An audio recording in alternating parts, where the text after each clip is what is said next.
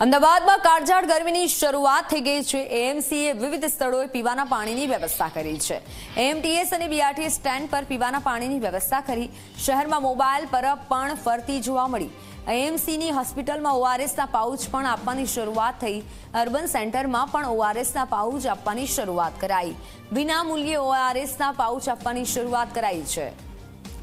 ગરમી સતત વધી રહી છે ત્યારે એએમસી દ્વારા પણ ખાસ પ્રકારની વ્યવસ્થા એએમટીએસ બીઆરટીએસ પર કરવામાં આવી છે। ખાસ ઓઆરએસના પાઉચ પણ આપવામાં આવી રહ્યા છે।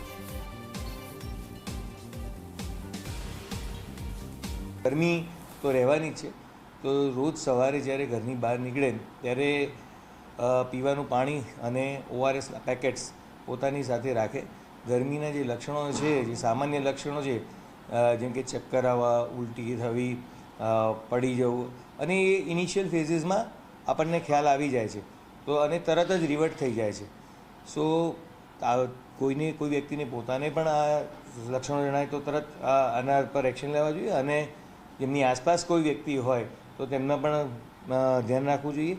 અમે લગભગ 70 જેટલા ટ્રાફિક જંકશન્સ પણ આઈડેન્ટિફાઈ કર્યા છે કે જે બપોરના સમયે બ્લિંકિંગ મોડમાં રહી શકે, કે જેથી લોકોને ગરમીનો ડાયરેક્ટ એક્સપોઝર, ખાસ કરીને ટુ વ્હીલરને એક્સપોઝર ન થાય। એએમસીએ વિવિધ સ્થળોએ પીવાના પાણીની પણ વ્યવસ્થા કરી છે। એએમટીએસ અને બીઆરટીએસ સ્ટેન્ડ પર પીવાના પાણીની ખાસ પ્રકાર વ્યવસ્થા કરાઈ છે। એએમસીના એક્શન પ્લાનની વાત કરીએ તો 350 સ્થળે પાણીની પરબ તૈયાર કરાઈ છે। એએમસી એક્શન પ્લાન તૈયાર કર્યો છે તેની વાત કરીએ।